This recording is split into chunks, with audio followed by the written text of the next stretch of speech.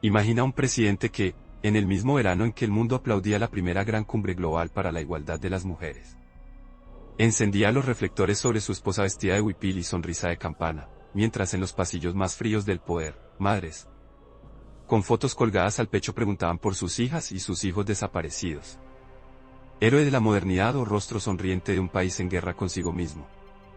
Esta es la historia de Luis Echeverría Álvarez, contada a contraluz, donde lo público y lo íntimo chocan, donde el discurso de apertura se codea con expedientes sellados y donde las mujeres, de su vida, de su gabinete, de la calle, de los pueblos, no son ornamento, son espejo y herida. Nació en una ciudad que crecía como volcán, la capital con su zumbido de tranvías, el olor a tinta fresca en los periódicos, la fe inquebrantable en que el Estado lo podía todo. Desde joven supo leer el idioma de los pasillos, el de la disciplina, la memoria y la ambición. Tenía la mirada de quien aprende rápido y no olvida nombres. Pronto entendió que en México el poder no solo se ganaba en las urnas, ni se sellaba con tinta, se tejía en la discreción de los cafés y en la prudencia de los silencios. A su lado, desde pronto, una mujer de carácter alegre y temple político, María Esther Zúñiga, hija de un viejo zorro de Jalisco, lo acompañaría como cómplice y contrapeso, sonrisa franca, rebozo colorido, la emulsión perfecta para un proyecto que buscaba recalibrar la imagen del poder hacia lo popular. Ella no era una figura secundaria, su presencia pública, huipiles, trenzas, artesanías, visitas a hospitales, fue una estrategia de comunicación de Estado antes de que así se llamara, una coreografía cuidadosamente montada para que cada gesto enviara un mensaje. El presidente, decía la escena, estaba cerca del pueblo, y de sus mujeres.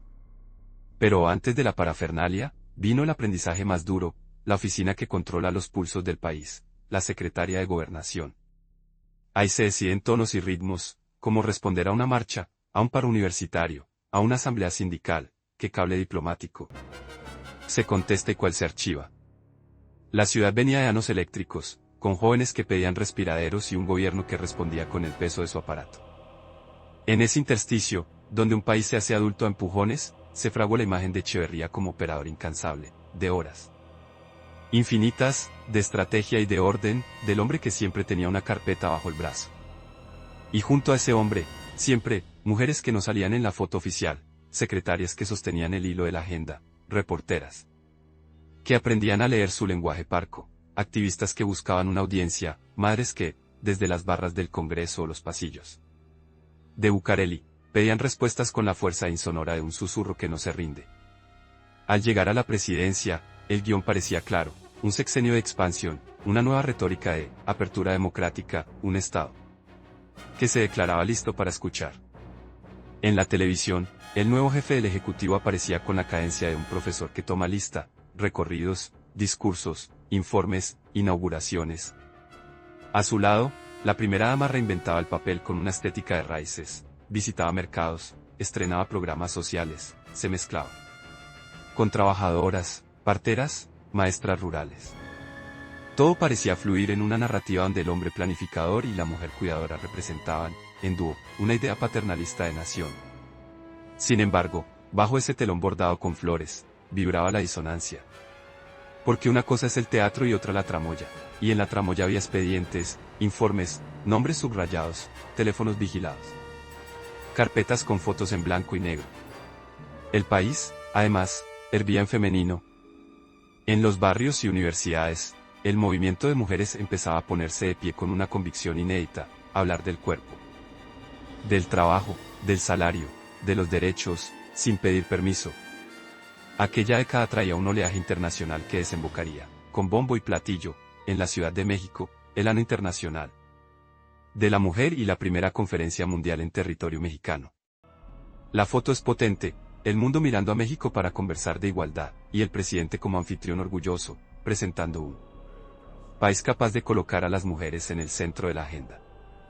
La paradoja, sin embargo, cortaba el aire, mientras el micrófono pronunciaba igualdad y desarrollo, mujeres de familias campesinas, maestras disidentes, estudiantes y obreras sentían en su piel el rigor de un Estado que no siempre distinguía entre crítica y enemigo. En la misma avenida donde se colgaban mantas violetas, circulaban camionetas sin placas.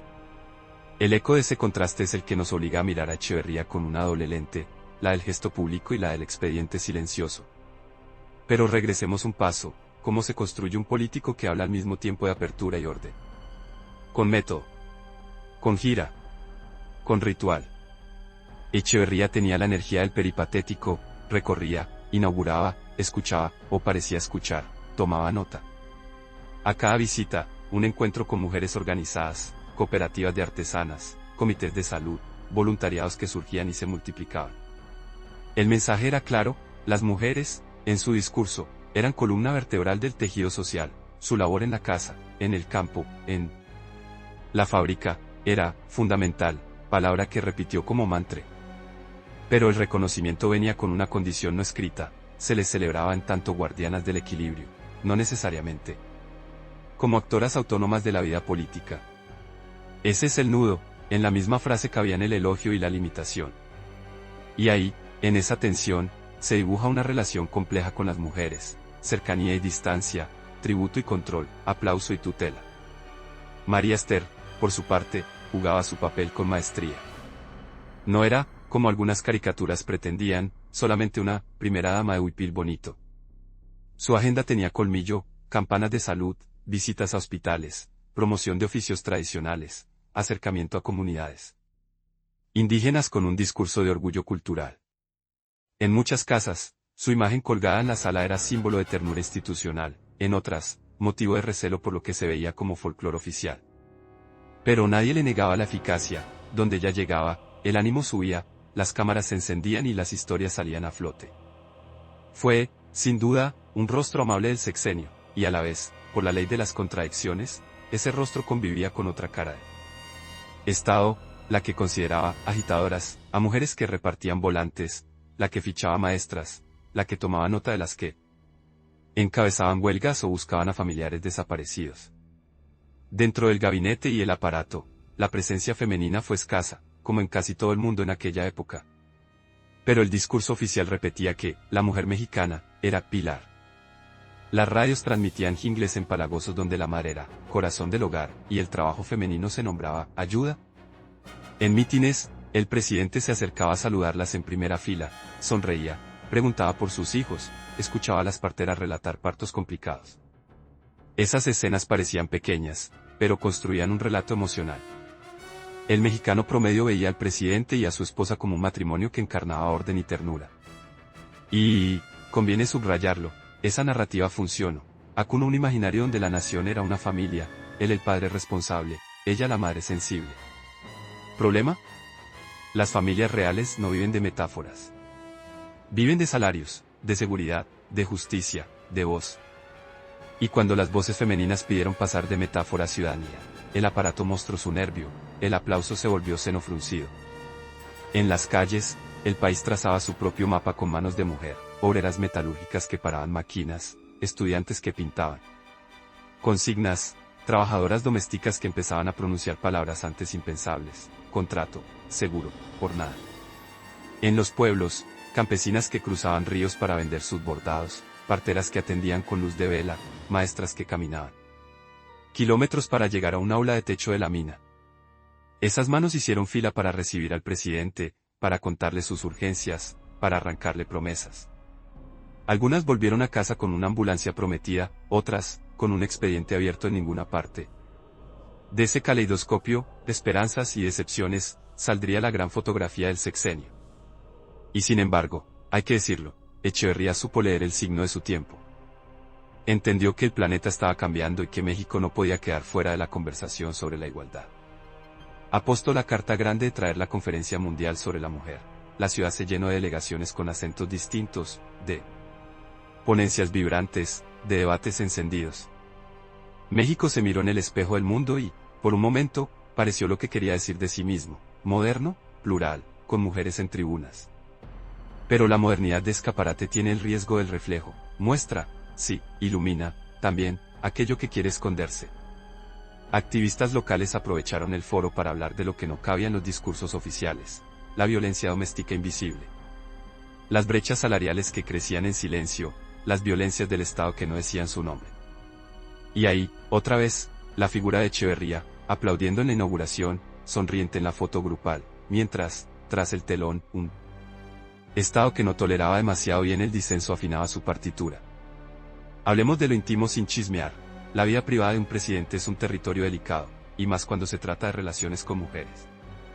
Lo que sí es público, y modelo el imaginario, fue la pareja presidencial como teatro cotidiano.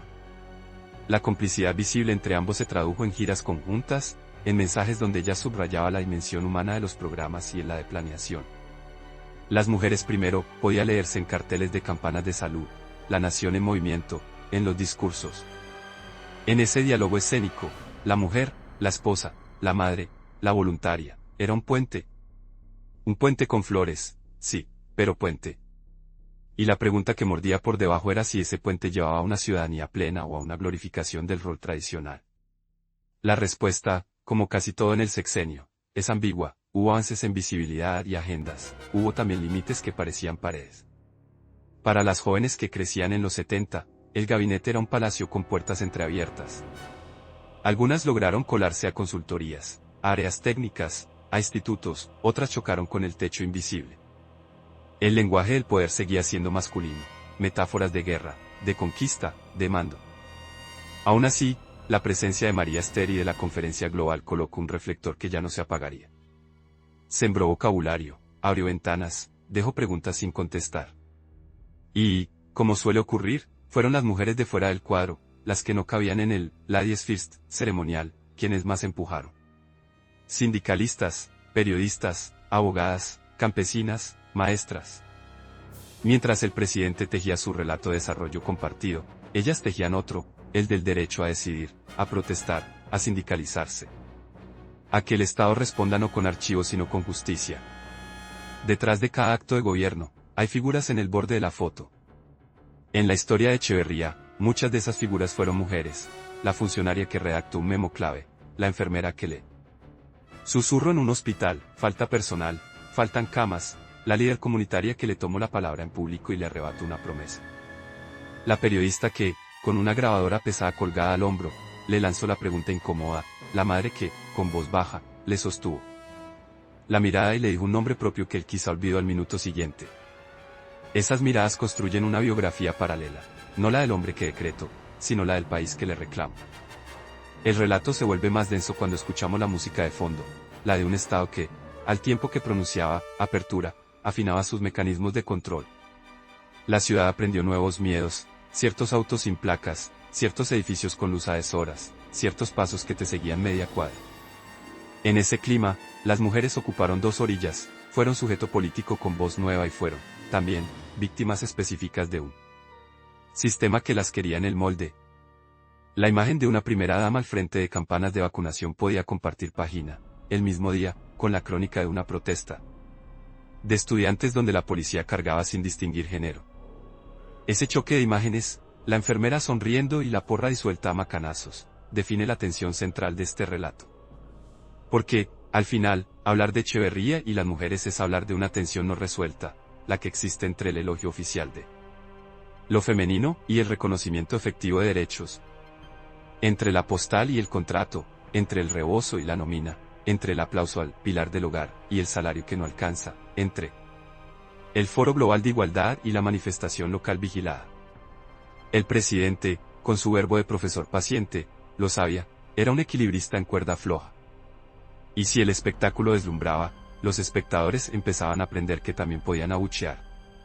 Esta primera parte es, entonces, el telón que sube, la infancia de ciudad, la escuela del poder, el ascenso a la oficina donde se miden los pulsos, la llegada a la presidencia, la construcción de una pareja pública magnética, la irrupción de un movimiento de mujeres que crece como marejada, la paradoja de un país anfitrión de la igualdad y celador del orden. A partir de aquí, el relato se adentra en la zona donde el brillo corta, el choque frontal con los movimientos sociales, las noches en que el país conoció el miedo con nombre y apellido, la hechura de una política exterior que seducía mientras la política interior apretaba, las biografías de mujeres que cruzaron su camino, aliadas, funcionarias, opositoras, víctimas, protagonistas, y dejaron marcas que aún hoy duelen, o iluminan, o ambas cosas. Dicen que la noche tiene memoria, y que cuando un país aprende a tenerle miedo a sus propias sombras, ese miedo se pega a las paredes como el humo. Imagínate, entonces, una ciudad en la que los silbatos cortan el aire y los reflectores barren azoteas, donde cada puerta metálica parece saber guardar secretos. En ese escenario, de sirenas a deshoras y periódicos que amanecen con huecos, la voz del presidente promete apertura, con la cadencia de un profesor paciente. La pregunta que flota, sin embargo, muerde, ¿apertura hacia dónde, si los pasillos huelen a candado? No hace falta gritarlo, las palabras bonitas se escuchan mejor cuando no compiten con pasos pesados en la escalera. Y en la década que nos ocupa, los pasos retumban. Para entender ese ruido, hay que ver cómo se administra el silencio. En el tablero del poder de Echeverría, el silencio es una pieza que se mueve con precisión de relojero. Durante años, ya desde su oficina anterior, había estudiado la partitura de los movimientos sociales, dónde suben, dónde bajan, quién los sostiene, quién los financia, qué los irrita, qué los calma. Entendió pronto que la ciudad universitaria era un volcán de neuronas, y que los barrios populares eran el pulso verdadero de la ciudad. Su promesa de apertura democrática no llegó sola, llegó acompañada de un aparato que aprendió a escuchar para controlar, a invitar, para neutralizar, a conceder para diluir. Es la antigua técnica de la marea, acercarse, besar la orilla, y retirarse antes de que el oleaje tumbe la casa. En las calles, las mujeres ya no solo acompañaban, encabezaban. Con cuadernos bajo el brazo, con bebés a la cadera, con pancartas hechas la noche anterior, se plantaban frente a edificios solemnes. Y decían, a su manera, con su dicción propia, que el país debía escucharlas. Obreras con las manos curtidas, estudiantes con el pelo recogido en una liga apurada, periodistas con grabadoras que pesaban como ladrillos, maestras rurales con vestidos de algodón y zapatos polvosos. El relato del hogar como templo no les bastaba, sabían que el templo también se sostiene con agua, luz, salario, guardería, clínica que funcione. En ese clamor, la figura de Echeverría parecía doble, por un lado, anfitrión de foros, impulsor de programas de salud y educación. Por el otro, jefe de un Estado que, cuando veía brotar disidencias, respondía con el manual del orden. Imagina la escena, una asamblea en una facultad repleta, el aire caliente, el olor a gis y a café barato, y una fila de mujeres esperando turno para el micrófono. Una habla de salarios y guarderías, otra, de agresiones ocultas que no salen en el parte policiaco, otra más, de sus compañeras despedidas por embarazarse. El aplauso rompe el tedio. Afuera, un camión estacionado con vidrios polarizados late como un ojo. No hace falta que nadie dé la orden frente a la cámara, el guión ya está escrito en algún otro cuarto. Es en esa tensión, ese hilo invisible que une el interior de los auditorios con el exterior de las patrullas, donde se entiende la relación del régimen con sus mujeres, reconocimiento a medias, tutela elegante, vigilancia discreta. El Teatro Internacional, mientras tanto, montaba su escenario más luminoso, la Conferencia Mundial sobre la Mujer, el Ano Internacional. La promesa de una conversación planetaria sobre igualdad. La ciudad se convirtió en un mosaico de acentos, atuendos, lemas y agendas. Hoteles con traducción simultánea, salones con paneles que hablaban de salud, educación, trabajo, representación política. En la mesa principal, México posaba su mejor perfil, un país dispuesto a colocarlas en el centro del discurso. No es poca cosa, en esa vitrina se pronunciaron palabras que hasta entonces incomodaban, se colaron conceptos, se abrieron cajones. Y, sin embargo, la vitrina tiene vidrio por ambos lados, refleja lo que muestra y muestra lo que refleja. Muchas asistentes, mexicanas y extranjeras, regresaron a sus cuartos de hotel con una sensación doble, entusiasmo por lo que se discutía, bajos reflectores, y un nudo en el estómago por lo que se intuía fuera de cámara. Porque la otra función, la que no estaba en el programa, seguía su curso. La capital aprendía nuevas coreografías, en un extremo, alfombras, banderas y cintas inaugurales, en el otro, esquinas donde las luces se apagaban de golpe.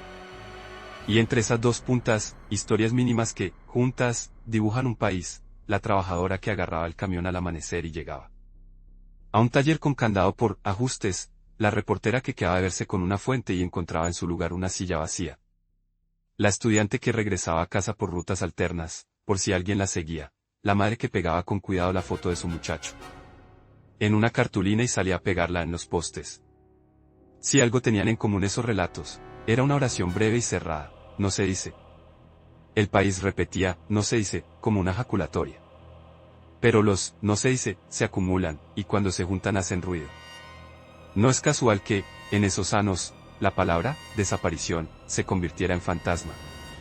Las mujeres, otra vez ellas, aprendieron una gramática de hierro, la de preguntar sin tregua, la de insistir en oficinas donde la paciencia se acababa temprano, la de entrar a despachos con una carpeta deslavada que contenía pocas cosas y todas esenciales, un nombre, una foto, una fecha, un lugar, una pizca de esperanza.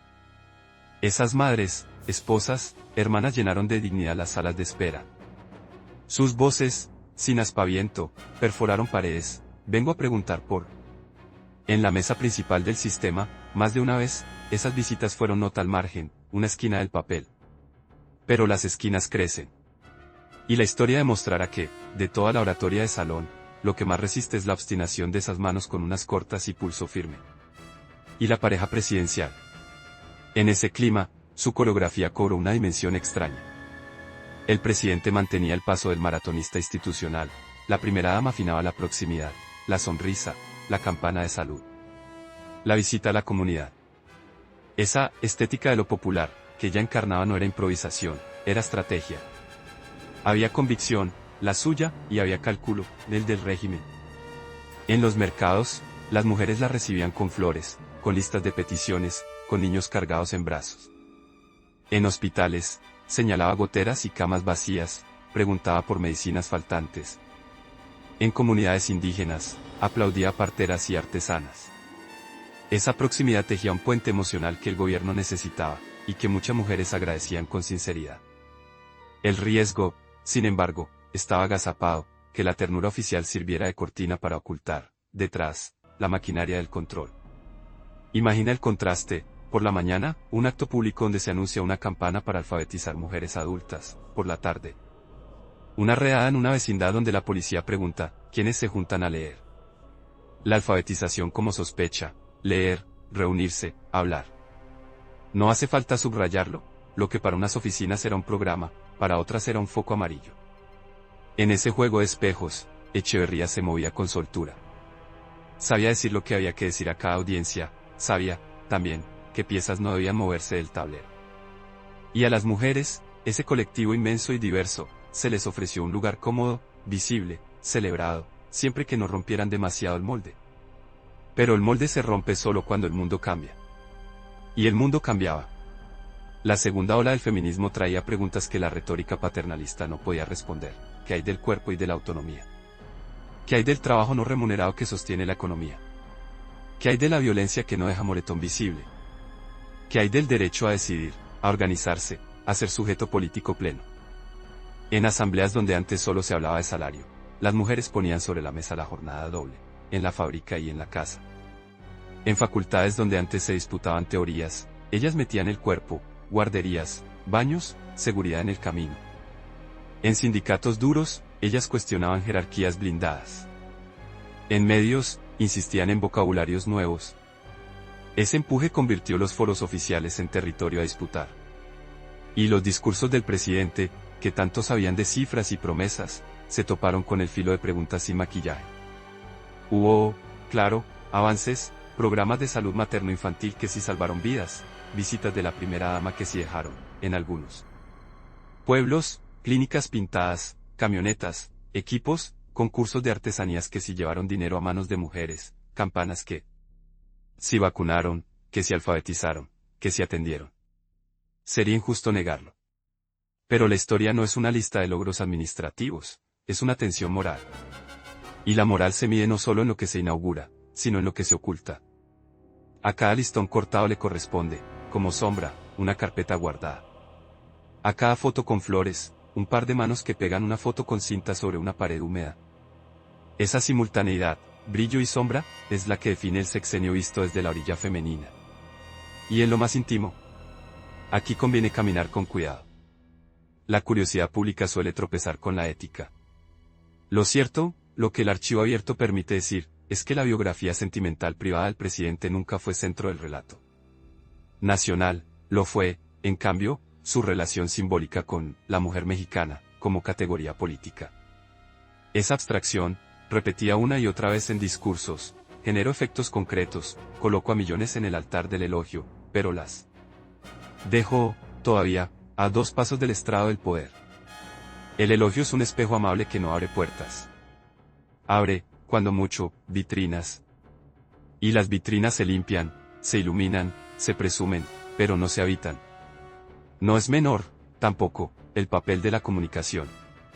La televisión, ese altar moderno, perfeccionó la puesta en escena, el presidente de traje sobrio y frase entera, su esposa con rebozo. Risa fácil, mano extendida hacia una nina con trenzas. Las cámaras sabían dónde encuadrar, los ojos agradecidos, la sonrisa, el apretón de manos. ¿Que no cabía en plano?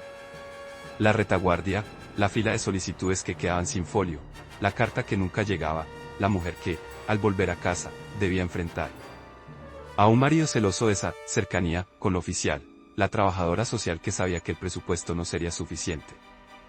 La televisión, a su modo, fue una gran barda pintada. En ella, el gobierno trazó su mural, las mujeres reales colgaron, debajo, sus avisos en papel bond: se busca justicia, se necesita trabajo, se venden tamales. En la política exterior, Echeverría busca un papel de estadista visionario. Habló de un nuevo orden económico internacional, de la igualdad entre naciones, de la dignidad de los pueblos del sur. Fue, indudablemente, un discurso audaz para su tiempo.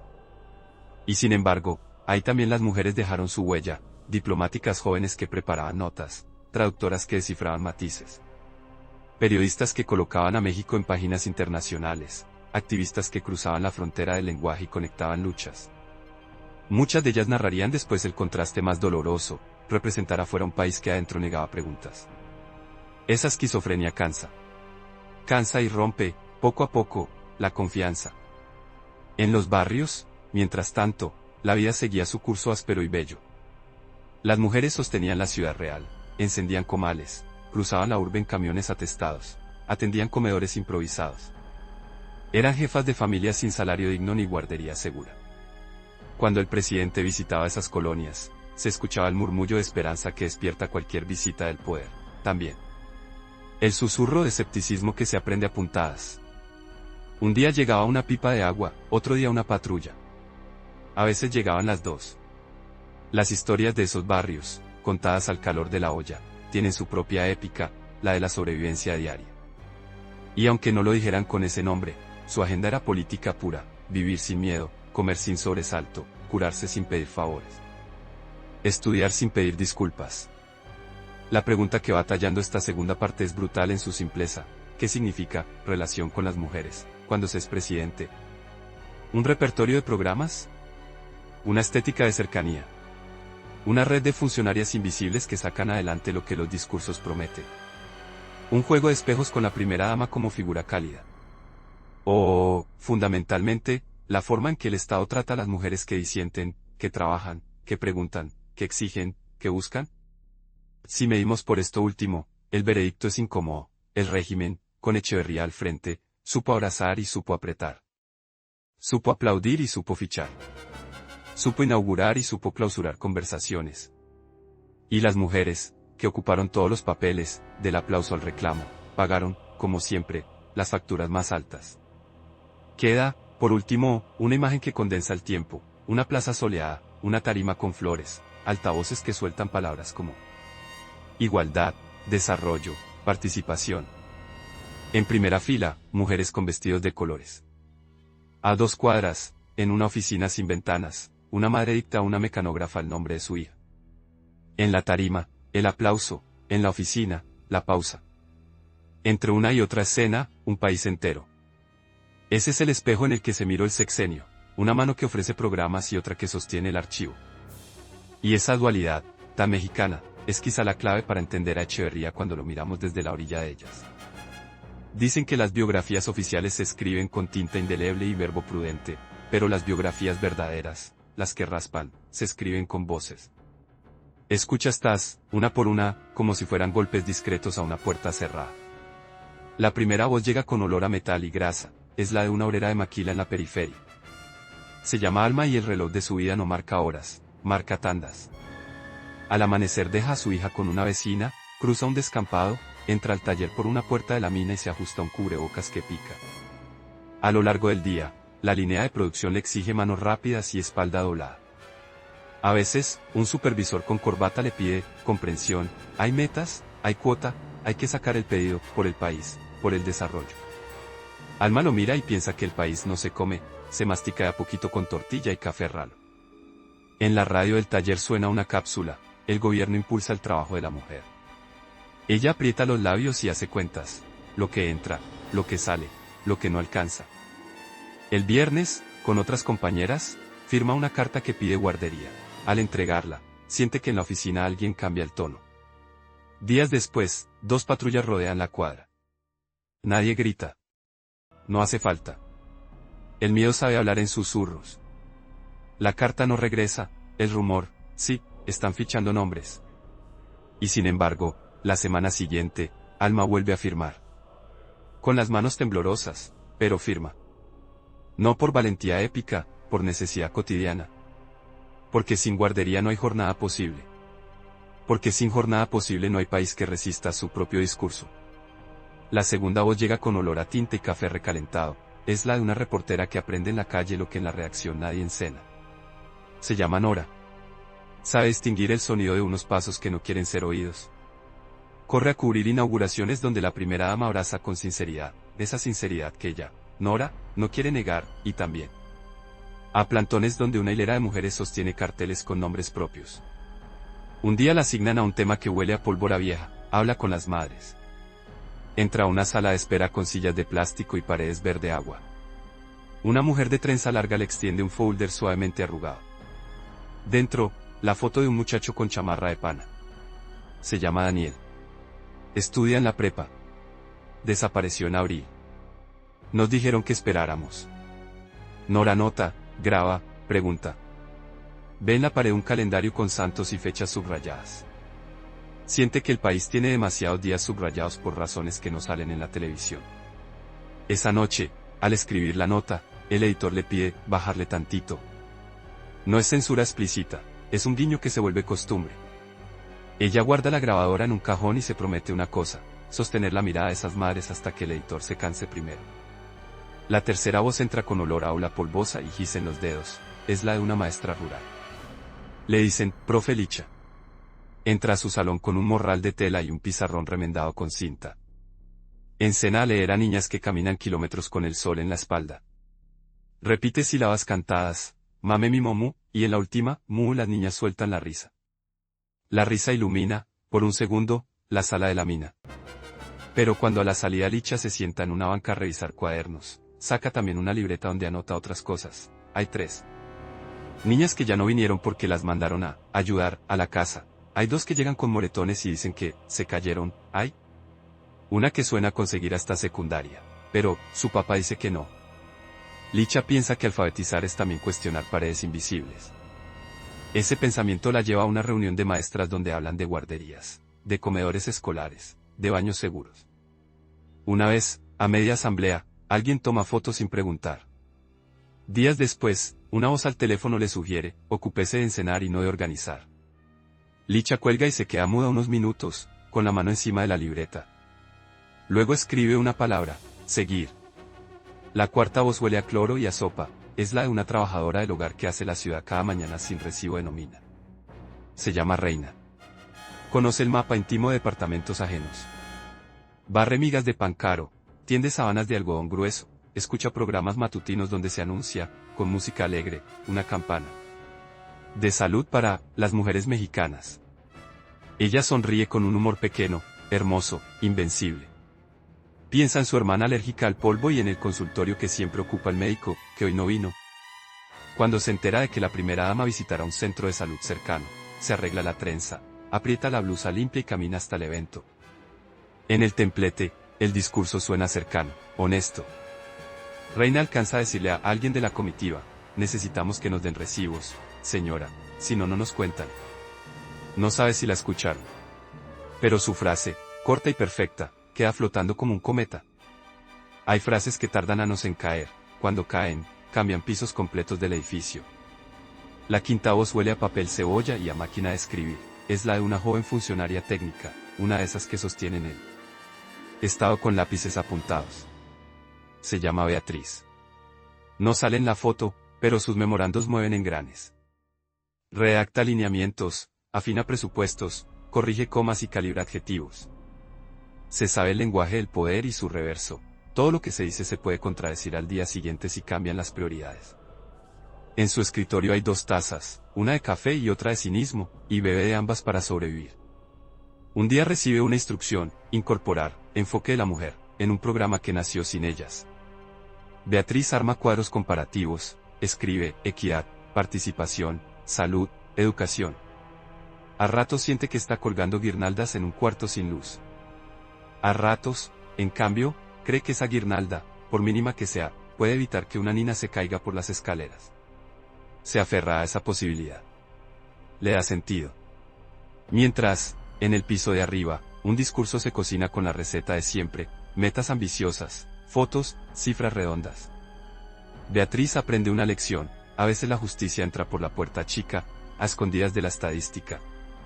Esas voces, Alma, Nora, Licha, Reina, Beatriz, no son excepción, son mosaico. Y cuando el mosaico se arma, la figura de Echeverría se ve con nitidez y fisuras: el estadista que convocó al mundo a hablar de igualdad. El administrador que desplegó una estética de lo popular a través de su esposa, el jefe de un aparato que apretó cuando la calle desbordó la tarima. Su biografía, filtrada por las mujeres, es la historia de un espejo que devuelve la mitad exacta de lo que quiere ver. La otra mitad, la que estorba, se vuelve sombra. Miremos la escena que condensa ese juego.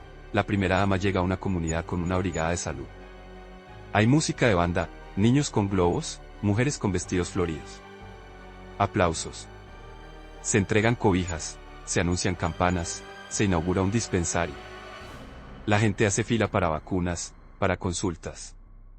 La sonrisa de ella no se ve impostada, hay una calidez genuina, un modo de estar que desarma suspicacias. Al terminar, un grupo de mujeres se acerca con una lista de nombres. La primera dama la toma, pregunta, apunta. Es una escena bella y poderosa. Y sin embargo, al caer la noche, en la carretera sin faros, un retén improvisado pregunta a los choferes de la comunidad por los líderes. La palabra líder pesa como una piedra. En la madrugada, 2 casas amanecen con puertas marcadas con tiza. Nadie sabe cómo llegaron esas marcas. Todos saben para qué sirven. Esa es la coreografía cruel de la época: dar y marcar, abrazar y vigilar, aplaudir y archivar. En la capital, la Conferencia Mundial sobre la Mujer dejó, como sal en la piel, una sensación de oportunidad y de falta. Hubo discursos que abrieron mundo, redes de activistas que se tendieron como puentes nuevos, fotografías luminosas y documentos firmados. También hubo contradicciones que no cabían en el documento final: delegadas mexicanas que, al salir de un panel, eran seguidas por 2 sombras, talleristas que hablaban de violencia doméstica en salones brillosamente iluminados y que, al volver a sus colonias, cuidaban la voz en la escalera. La ciudad aprendió un vocabulario al mismo tiempo que ensayaba la prudencia. Curioso, el Estado también aprendió. Aprendió a pronunciar igualdad, sin que se le moviera un músculo. Aprendió a decorar los salones con artesanías al tiempo que mantenía los teléfonos intervenidos. Aprendió, sobre todo, que una buena foto puede callar 3 malas por unos días. Pero los días pasan. Y la foto envejece más rápido que la memoria de una madre. En el extranjero, el presidente proyectaba un México audaz, solidario, con voz propia. Las mujeres de la diplomacia, traductoras, asistentes, jóvenes analistas, sostuvieron esa imagen con profesionalismo admirable. Algunas recuerdan la contradicción con una mezcla de orgullo y tristeza: defendíamos causas justas en foros impecables, luego, al regresar, nos pedían discreción ante casos que nos rompían por dentro. La diplomacia, así, fue también un espejo partido, una cara que mira al mundo y otra que no se mira a sí misma. Pero la historia no vive solo de abstracciones. Vive escenas con temperatura. Aquí otra, una tarde calurosa, un campus universitario, una asamblea. Una estudiante toma el micrófono y habla de acoso de profesores, de impunidad con sotana de prestigio, de mujeres que abandonan carreras por miedo a los pasillos. Alguien, desde el fondo, se burla. El auditorio se tensa. Ella no se quiebra. Nombra. La palabra, al ser dicha, cae como piedra en el estanque. Hace ondas que llegan a decanos, a tribunales estudiantiles, a oficinas donde nunca habían escuchado eso. Afuera, Una patrulla pasa lento. La estudiante guarda el micrófono con manos que tiemblan y una sonrisa pequeña que nadie le puede quitar. Esa tarde, camino a casa, cambia de ruta.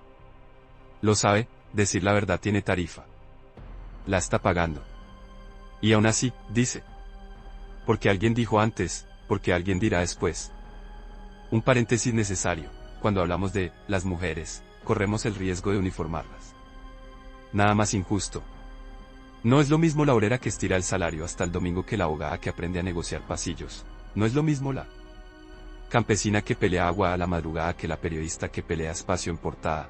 No es lo mismo la indígena que defiende su lengua de la vergüenza que la empleada pública que defiende un renglón de presupuesto. Y, sin embargo, en esa diversidad tremenda hubo un hilo común en los sanos de Echeverría. Todas empujaban contra bordes. Bordes de sueldo, de papel, de ley, de miedo. La política del régimen, paternal en el rostro, dura en la mano, las invitó a caber en un molde que ya no les acomodaba. Ellas, con paciencia feroz, empezaron a limar el molde por dentro. Volvamos al matrimonio presidencial, su danza pública es imposible de separar de este relato. Él, con verbo largo, prometía, apertura, diálogo, desarrollo compartido. Ella, con presencia cálida, traducía esas promesas a gestos, abrazos, visitas, símbolos. En muchos hogares, esa combinación funcionó como bálsamo, en muchos otros, como cortina. Nada es tan seductor como un símbolo de ternura en un tiempo de dureza. Y nada es tan peligroso como acostumbrarse a él. Porque el símbolo, sin estructuras que lo sostengan, se vuelve decorado. Y los decorados, por bonitos que sean, no cobijan a la intemperie. Hubo noches, México tiene memoria de noches, en que las madres aprendieron a medir el silencio. Se sentaban juntas, con termos de café y galletas, a resistir la hora más larga, la que va del rumor a la certeza. Leían cartas, contaban anécdotas de sus hijos e hijas como si a nombrarlos les dieran cuerda para no detenerse. En esa liturgia de supervivencia, el país les quedaba chico, sus historias cruzaban colonias, oficios, apellidos. ¿Dónde estaba el presidente en esas noches? En los noticieros, inaugurando. En los discursos, nombrando conceptos. En la diplomacia, viajando. ¿Dónde estaba el Estado? En los pasillos, en los archivos, en la maquinaria. ¿Dónde estaban ellas? En la primera fila del tiempo. Y sin embargo, porque la historia siempre reserva sin embargo, hay que reconocer que el sexenio no fue una planicie. Hubo grietas por donde entró luz. Hubo funcionarias que hicieron la diferencia, hubo campanas que sí tocaron vidas, hubo programas que sí dejaron capacidad instalada. Muchas mujeres recuerdan con gratitud un centro de salud que llegó, una beca que las mantuvo en la escuela, una camioneta que acercó un hospital. Otras recuerdan con rabia la humillación de un trámite, el portazo de una oficina, la burla en ventanilla. Entre la gratitud y la rabia se escribe el capítulo más honesto del periodo. Para medir la relación del presidente con las mujeres, quizá la vara más nítida no está en la foto oficial sino en una pregunta, ¿qué pasó cuando ellas preguntaron? Cuando preguntaron por salarios, por guarderías, por seguridad en la calle, por acoso en las aulas, por puestos de decisión, por justicia. Las respuestas, a menudo, fueron un eco, estamos trabajando en ello, ya hay un programa, la instrucción es atender. A veces, sí, a veces, no y cada no venía con otra palabra, prudencia. La prudencia es una virtud doméstica, como política, puede ser una coartada. En los sanos de Echeverría, la prudencia fue himno nacional, se les pidió prudencia a las obreras, a las estudiantes, a las periodistas, a las maestras, a las madres. Ellas aprendieron a usar esa misma prudencia como herramienta, para no quemarse, para avanzar 1 milímetro por día, para aferrarse a un expediente, para sostener el nombre de un desaparecido sin perder la voz. Si la segunda parte de este relato enseñó el choque entre vitrina y retaguardia, esta tercera nos ha permitido escuchar cómo suena. Ese choque cuando toca piel. Suena a susurro en una oficina, a grito que se atora, a risa terca en un aula, a pasos que cambian de acera, a dedos que firman. Una petición, a máquina de escribir que no se rinde. Suena, sobre todo, a nombres. Los nombres son el antídoto del discurso hueco. Por eso incomodan. Por eso perduran. Para cerrar, sin cerrar nada, volvamos a la imagen con la que iniciamos, una puerta. Del otro lado, el rumor de un país que presume apertura.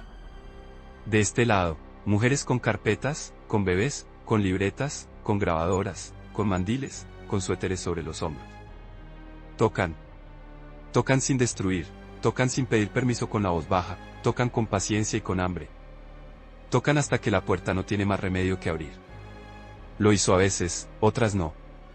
Pero el golpeteo dejó marca. Ese golpeteo es la banda sonora de una época. Y si hoy sabemos narrarla, es porque esos dedos no se cansaron. Las cintas de inauguración se desvanecen, pero las marcas de tiza en las puertas tardan más en borrarse. Cuando termina el aplauso y el país apaga sus altavoces, comienza la resaca, la hora en que cada quien hace cuentas con lo vivido. Ahí, en ese silencio que no sale en noticiero, es donde de verdad se mide un sexenio. La figura de Luis Echeverría, esa silueta de traje sobrio y verbo largo, entra en su fase más difícil, la del espejo tardío. Porque el tiempo no solo pasa, ordena, corrige, exige. Y en esa exigencia se vuelve a escuchar, con nitidez, el murmullo de las mujeres que cruzaron su camino. Ellas no hablan en pasado perfecto, hablan en presente imprescindible. Cada historia, como un hilo, ala de la memoria hasta que el telar deja ver el dibujo completo, luces, sí, pero también zonas donde la trama se tensó hasta romper. Imagina una mesa vieja, de madera, con vasos de vidrio turbio y una grabadora gris que parpadea. Alrededor, mujeres de distintas edades cuentan, por primera vez con micrófono, lo que antes susurraba. Una fue estudiante y aprendió a cambiar de aceras sin delatar el miedo, otra trabajó en una oficina y supo memorizar nombres que no debía olvidar, otra, ya canosa, fue madre de un adolescente que no volvió el día que debía volver, otra, periodista, decidió que su diccionario no aceptaría la palabra prudencia como sinónimo de miedo. Esa mesa, que podría estar en cualquier barrio, es también una mesa de juicio. No uno de togas, sino de conciencia. Bastan 2 preguntas para sacudir la sala. ¿Qué les hizo el país cuando levantaron la voz? ¿Qué les respondió el presidente cuando su voz sonó hasta su oficina? En los años que siguieron, mientras el país aprendía a pronunciar transición, sin tragarse la lengua, esas preguntas se hicieron más fuertes. Los archivos, que durante tanto tiempo oficiaron de sótanos, empezaron a abrir rendijas. De esas rendijas salieron listas, partes, memorandos, recortes. No eran novelas, eran pedacería de realidad. Y esa realidad, por fin nombrada, le dio cuerpo a lo que antes se intuía entre líneas. La biografía de Echeverría, tan ordenada en fotos oficiales, empezó a correrse cuando la luz de los archivos bañó la otra mitad de la escena. No se trata de un ajuste de cuentas teatral, se trata de una contabilidad moral que la historia tarde o temprano pasa. Y en esa contabilidad, las mujeres se presentaron con números propios, cuántas veces fueron atendidas, cuántas ignoradas, cuántas vigiladas, cuántas heridas, cuántas empoderadas, cuántas convertidas en símbolos sin convertirlas en ciudadanas. La pareja pública envejeció frente a una nación que también envejecía. Él, rodeado de preguntas que ya no podía controlar con discursos, ella, convertida en una estampa que algunos guardaron en la sala, junto al calendario de santos, y que otros miraron con el escepticismo que deja la experiencia. La estética de lo popular, que tantas esperanzas concentro, empezó a leerse con otros ojos, ¿fue puente o fue telón? Muchas mujeres, las de a pie, las de oficina, las de aula, dan respuestas matizadas. Me vacunaron a mis hijos gracias a ese programa, dice una. Pero nunca nos escucharon cuando pedimos contratos, remata otra.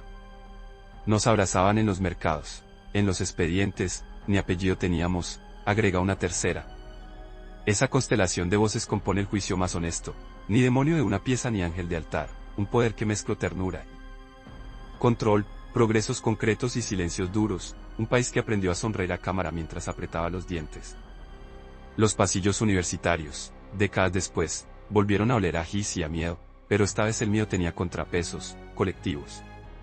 Con nombre y apellido, círculos de lectura que se convertían en redes, asesorías legales que llevaban el debate de la cafetería al tribunal.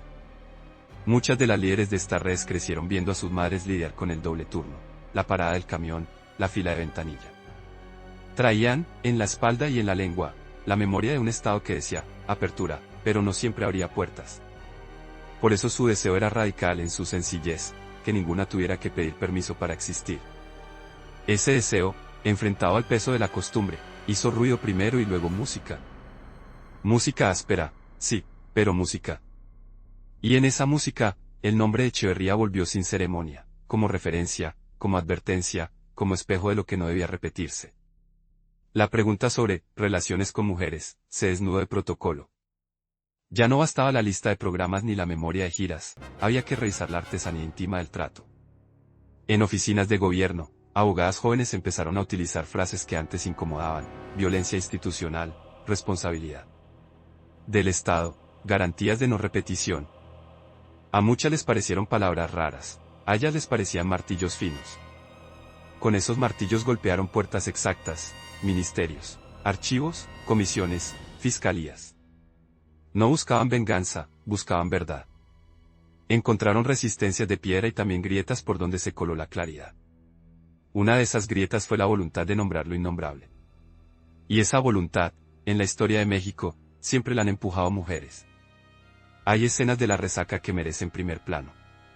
Mira, está un auditorio con luz de neón, una mesa al frente, agua en vasos de unicel. Suben al estrado 3 mujeres, una historiadora que ha pasado años leyendo documentos con letra torcida, una activista con voz grave, que acompaña a familias desde hace décadas, y una funcionaria que, con voz más baja, decide contar cómo se redactaban ciertos oficios. Las 3 no se interrumpen, se miran con un respeto que a veces en la política brilla por su ausencia. La historiadora habla de patrones, la activista, de rostros, las funcionarias, de engranes. El público, joven en su mayoría, escucha. En la última fila, una periodista subraya en su libreta la frase que, quizás, define el encuentro: el Estado somos también nosotras.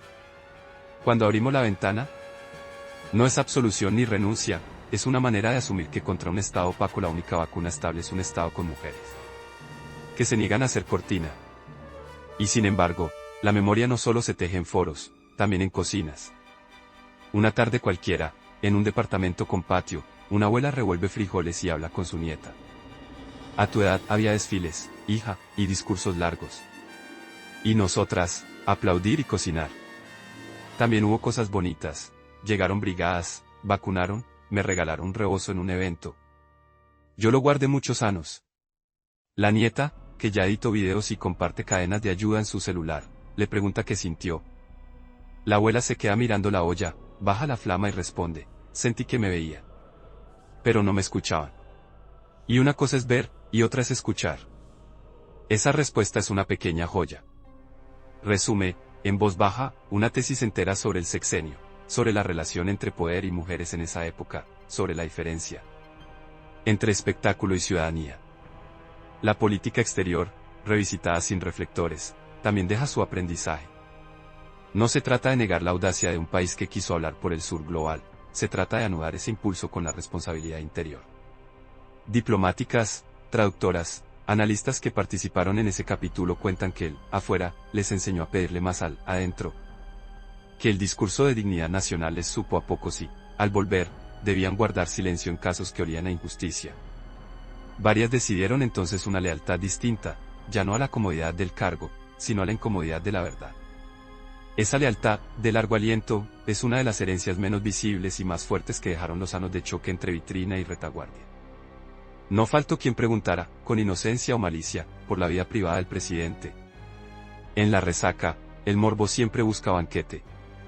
Pero el tiempo decantó lo esencial, que lo íntimo de valor público fue la actuación simbólica de la pareja presidencial y su efecto sobre el imaginario de género. El resto pertenece a una esfera que, salvo que toque lo público, la historia seria prefiere no rumiar. En cambio, lo que sí importa, y mucho, es cómo ese teatro con flores y huipiles moldeó expectativas, decoró roles, a veces, funcionó como coartada para que nada cambie demasiado pronto.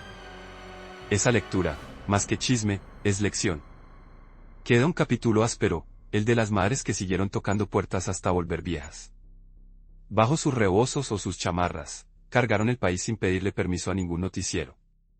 Fueron a oficinas con olor a papel húmedo, a comisiones con calendarios torcidos, a despachos con plantas que nunca veían sol. Soportaron filas, humillaciones, excusas. Ganaron pequeñas batallas, un oficio, una copia, una cita, un nombre que alguien, por fin, pasaba en limpio. Perdieron otras, semanas, salud, ilusiones. Y sin embargo, cuando alguien quiso medir la talla real del Estado mexicano entonces, basta mirar la sonrisa cansada de esas mujeres. Para entenderlo todo, un país es tan grande como la distancia entre su discurso y el trato que les da a sus madres que buscan. En las fábricas de la periferia, donde alguna vez Alma firmó una carta por guarderías, la historia siguió con otro ritmo. Años después, un contrato colectivo incluyó una cláusula que sonó a justicia tardía. En el margen del documento, escrito con pluma de tinta azul, alguien anotó, por las que firmaron antes. Esa dedicatoria sin ceremonia dice más que 100 placas. Recuerda que cada mejora aparece en el papel mucho después de que alguien la sonó, la pidió, la arriesgó. Y que, si miramos con atención, el país avanza a la velocidad de su paciencia organizada. Las aulas donde la profe Licha escribía, mame mi momú, cambiaron de techo, de pizarrón, de libros. Pero el reto siguió siendo parecido, que las niñas no dejen la escuela por voluntad ajena, que el camino sea seguro, que las palabras nuevas se peguen al paladar y a la vida. Varias maestras cuentan que la llegada de ciertos programas sanitarios en los 70s y salvo críos. Otras recuerdan que hablar de violencia en esas décadas era como hablar a contracorriente en un río crecido. Las dos cosas son ciertas. Por eso, cuando tratamos de entender la era de Echeverría, conviene evitar el confort de las sentencias redondas. Fue, más bien, una encrucijada donde se avanzó en lo visible y se aplazó lo inaplazable, donde se vistió de fiesta un foro mientras en la calle se ponía en pausa el grito. En las reacciones, Nora, que ya no es la joven de grabadora pesada, encena a otras a pelear cada adjetivo. Les dice que la palabra, presunto, no puede ser un salvoconducto para el olvido, que prudencia no es sinónimo de tibieza y que apertura merece ser interpelada siempre con una pregunta, ¿para quién? Les encena, también, a cuidar el cuerpo, las rutas, el regreso. Porque en este oficio, como en la vida, decir tiene precio. Y si algo aprendió cubriendo el eco de esas madres, es que la verdad no envejece, solo se afina. ¿Y la primera dama, en la memoria? Para muchas, sigue siendo un recuerdo cálido, la mujer que llegó con rebozo y una camioneta de vacunas, la que habló con cariño genuino.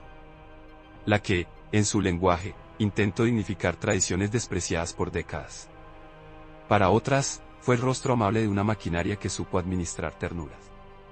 La historia, generosa cuando quiere, permite sostener ambas verdades. Reconocer la calidez y exigir la estructura. Agradecer la visita y demandar el derecho. Aplaudir un gesto y pedir una ley.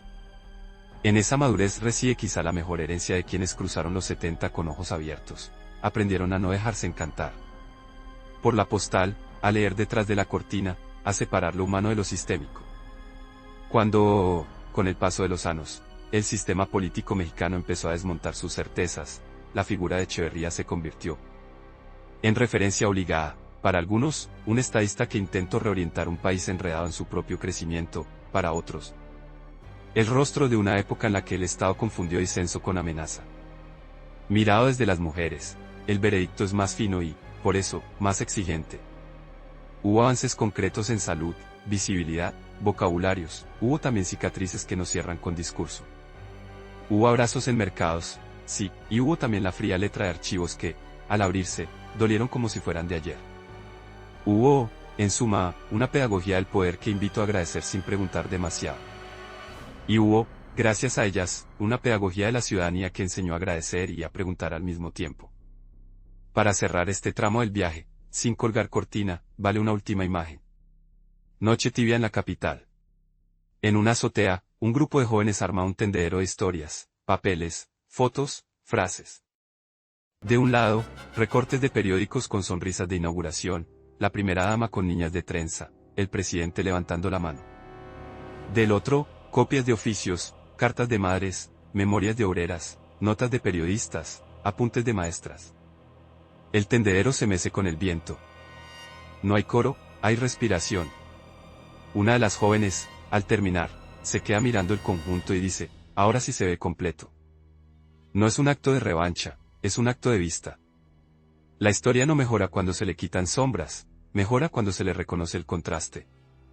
Porque, al final, el contraste es el que nos trajo hasta aquí. La promesa de apertura y la práctica del candado. La estética de lo popular y la mecánica del control. El abrazo en cámara y la tiza en la puerta. La conferencia mundial que habló de igualdad y el país que todavía aprendía a conjugarla en presente. Luis Echeverría, visto desde la orilla de las mujeres, es ese nudo, una modernidad en vitrina con maquinaria detrás.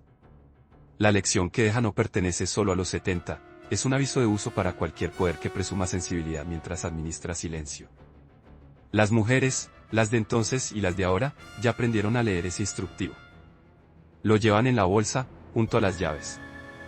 Y ahí, quizá, reside el verdadero final sin broche, en la certeza de que la historia no vuelve exactamente al mismo sitio. Cada vez que una mujer firma una carta en una fábrica, cada vez que una periodista decide sostener un adjetivo, cada vez que una maestra apunta a un nombre para que no lo borre la lluvia, cada vez que una trabajadora del hogar exige recibo, cada vez que una funcionaria abre un cajón y dice, esto debe saberse, el país se mueve 1 milímetro. A simple vista es poco, en décadas, es un continente. Ese continente, cuando se mira hacia atrás, muestra un relieve claro, el que se dibujó, en buena parte, durante los años en que un presidente prometió aperturas mientras ellas empujaban puertas. No hay moraleja, hay brújula. Y la aguja, en esta historia, la sostienen las mismas manos que pusieron la mesa, escribieron la nota, cambiaron de acera, prendieron la olla, abrieron el archivo.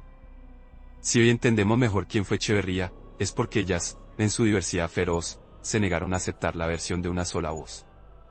A su modo, escribieron el capítulo más difícil, el que no cierra con fanfarria, sino con vigilancia. Y esa vigilancia, cariñosa, dura, paciente, es el tesoro que dejaron a quienes vienen,